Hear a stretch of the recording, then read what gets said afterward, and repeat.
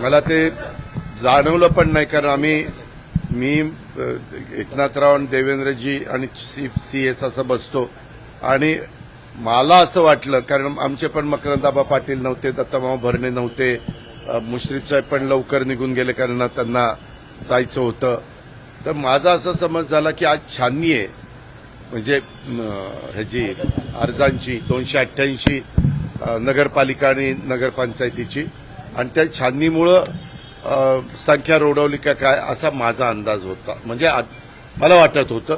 परंतु नंतरच्या काळामध्ये मी त्या मिटिंगमधनं इकडं निघून आलो आणि नंतर काही पत्रकार मित्रांनीच मला ते विचारलं की असं काही झालंय का, पण मला खरोखरीच आतमध्ये असं काही जाणवलं नाही. तर मी लगेच एकनाथरावनं विचारलं असतं की एकनाथराव, म्हणजे मी त्या अँगलने कधी बघितलं पण नाही, कारण सगळे असे